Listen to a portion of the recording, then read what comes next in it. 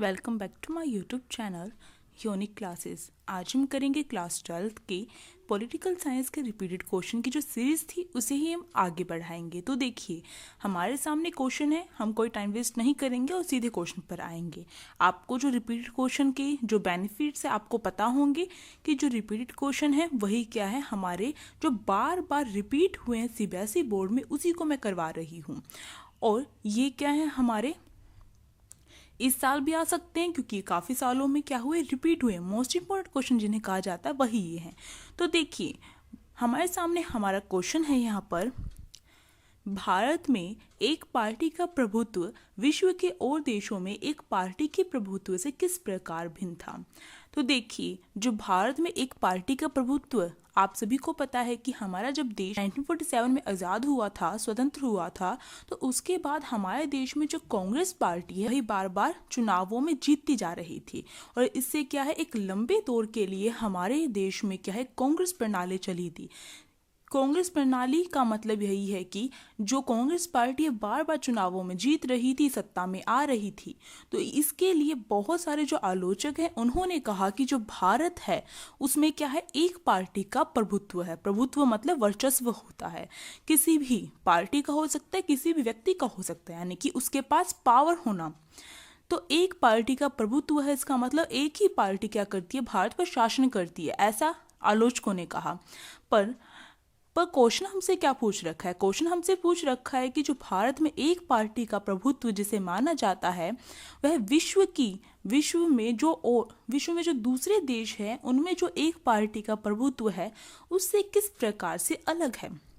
तो अगर हम देखें, विश्व में जितने भी जो देश है जिनके अंदर एक पार्टी का प्रभुत्व है, उन देशों की जो स्थिति है वो भारत से एकदम अलग है। हमारे भारत में क्या था, लोकतंत्र के आधार पर एक पार्टी का प्रभुत्व था।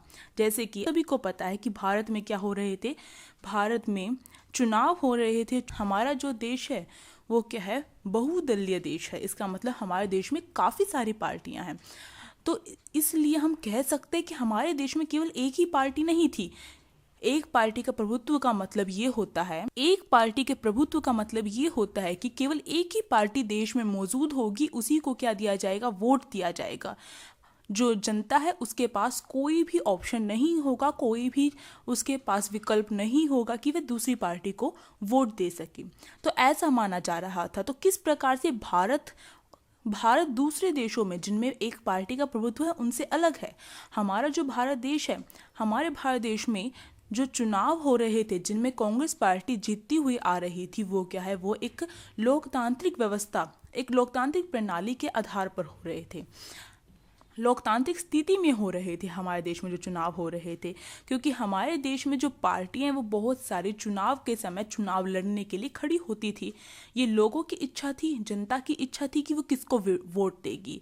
जो जनता थी वह कांग्रेस पार्टी को पसंद करती थी, इसीलिए उसको अपना एक सही नेता, अपना एक निष्पक्ष फैसला लेती थी, अपना एक सही नेता चुनती थी। परंतु अगर हम कहें, जो बाकी देश हैं, विश्व के जो बाकी देश है जिनमें एक पार्टी का प्रभुत्व है, उनमें क्या था, जैसे कि जो चीन है, क्यूबा और सीरिया, ये तीनों के तीनों में, इन तीनों देशों में एक पार्टी का प्रभुत्व है। आपको याद रखना है, इनके नाम आपको याद रखने, अगर नाम नहीं लिखेंगे तो आप एग्जाम्पल दे रही हैं तो आपको उन देशों के नाम भी पता होने चाहिए। तो चीन, क्यूबा और सीरिया में क्या था, संविधान, उनका जो संविधान है उसके अंदर ही ये बात कह दी गई है कि उनके देश में क्या होगी, केवल एक पार्टी का ही शासन होगा, एक पार्टी का ही वह देश होगा। इसका मतलब उस देश में केवल एक ही पार्टी होगी और जो नागरिक हैं उनके पास कोई चॉइस नहीं होगी कि वो किसी दूसरी पार्टी को चुन सके। इसी तरीके से अगर हम और दूसरे देश देखें जिनमें एक पार्टी का प्रभुत्व है, जैसे कि हम कहें म्यांमार, बेलारूस और इरिट्रिया, इन तीनों में भी क्या है, एक पार्टी का प्रभुत्व है। और ये इन तीनों देशों में क्या है, ये एक पार्टी का प्रभुत्व कैसे हासिल हुआ है, कानूनी और सैन्य उपायों के चलते है एक पार्टी का प्रभुत्व कायम हुआ है। तो देखिए, हमारे देश में ऐसी कोई भी परिस्थिति नहीं थी। हमारे देश में क्या था, लोकतांत्रिक प्रणाली के तहत चुनाव होते भी थे, निष्पक्ष चुनाव होते भी थे हमारे देश में, और जो कांग्रेस पार्टी है उसे चुनौती देने के लिए जो हमारे देश में अनेकों पार्टी थी, जो कांग्रेस पार्टी को चुनौती भी देती थी, मतलब कि उसके साथ खड़ी भी होती थी। ऐसा नहीं था केवल एक ही पार्टी को चुनाव लड़ने का अधिकार दे रखा है हमारे देश में, ऐसा नहीं है। तो इसलिए हम कह सकते हैं भारत में जो एक पार्टी का प्रभुत्व है और बाकी देशों में जो एक पार्टी का प्रभुत्व रहा है वो किस प्रकार से अलग है। हमारे देश में लोकतांत्रिक प्रणाली के तहत एक पार्टी का प्रभुत्व रहा है। हमारे देश में विपक्ष पार्टियां भी मौजूद रही थी जब कांग्रेस प्रणाली चली थी। कांग्रेस प्रणाली के बारे में आपको बता चुकी हूं कि जो कांग्रेस का इतने लंबे समय तक सत्ता में रहना कांग्रेस प्रणाली कहलाई है, तो आपको याद रखना है। तो जो कांग्रेस प्रणाली चली थी उस समय हमारे देश में लोकतांत्रिक प्रणाली के तहत थी, वह चुनाव निष्पक्ष ढंग से होते थे और साथ ही विपक्ष पार्टियां भी मौजूद थी हमारे देश में, आलोचना करने के लिए भी थी। परंतु जो बाकी देश हैं उनमें क्या है, केवल एक ही पार्टी को चुनाव लड़ने का अधिकार है। एक ही पार्टी का संविधान में है लिख रखा है कि एक ही पार्टी क्या रहेगी, इस देश में रहेगी, उसी को जो जनता है उसी को चुनेगी। तो ये डिफरेंस है हमारे देश की एक पार्टी प्रभुत्व में और बाकी देशों की एक पार्टी प्रभुत्व में। तो ये क्वेश्चन काफ़ी टाइम रिपीट हो चुका है और मोस्टली ये 4 नंबर में आता है। जैसे कि यहाँ पर पैराग्राफ में है तो आप पैराग्राफ में नहीं लिखेंगे, मैंने आपको बता रखा है। आंसर लिखना है, उसका सही ढंग क्या होता है मैंने आपको बताया है, आपको पॉइंट में लिखना है।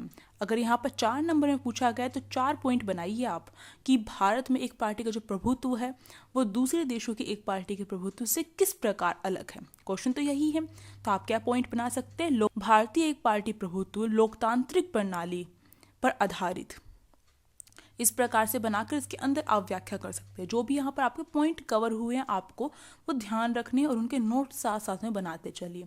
इसी प्रकार से आप कर सकते हैं विपक्ष पार्टियों का मौजूद होना भारतीय एक पार्टी प्रभुत्व में परंतु बाकी देशों में नहीं। इसी प्रकार से आप तीसरा पॉइंट बना सकते हैं। आपका पॉइंट मुझसे अलग हो सकता है, मैं ये नहीं कह रही हूँ जो मैं यहाँ पर आपको पॉइंट बता रही हूँ वही आप लिखें, इसीलिए मैंने यहाँ पर आपको क्वेश्चन के पॉइंट नहीं बताए, क्योंकि अगर आप खुद पॉइंट बनाएंगे, मैं यही चाहती हूँ कि आप खुद पॉइंट बनाएं। अगर खुद बनाएंगे तो आप कभी भी नहीं भूलेंगे और एग्ज़ाम में भी अगर मान लीजिए आप पॉइंट रट के चले गए, उसके बाद एग्ज़ाम में आप 1-2 पॉइंट भूल गए तो आप बहुत ज़्यादा टेंशन में आ जाएंगे अगर आपको पॉइंट बनाना नहीं आता होगा। पर अगर आपके खुद के पॉइंट थे जो आपने बनाए हुए हैं तो आपको रटने की ज़रूरत नहीं पड़ेगी, बस रिवीजन की ज़रूरत पड़ेगी बार बार। और आप क्या है, आप एग्ज़ाम में भी अलग से अजीब कोई अलग क्वेश्चन आ गया जिसके पॉइंट आपने तैयार नहीं किए थे पर आपको उसका आंसर आता है तो आप उनके पॉइंट बना सकेंगे। तो आप प्रैक्टिस कीजिए पॉइंट बनाने की किसी भी क्वेश्चन के। मैं आपको यही सजेशन इस वीडियो में आपको दूंगी, ये बेस्ट तरीका होगा। अब अगले पॉइंट क्या बन सकते हैं, विपक्ष पार्टी का हो गया। अगला, भारतीय एक पार्टी प्रभुत्व में प्रतिस्पर्धा का माहौल परंतु बाकी देशों में नहीं। तो इस प्रकार से आप बना सकते हैं और भी आप सोच के देखिए और भी पॉइंट्स आप खोजने की कोशिश कीजिए।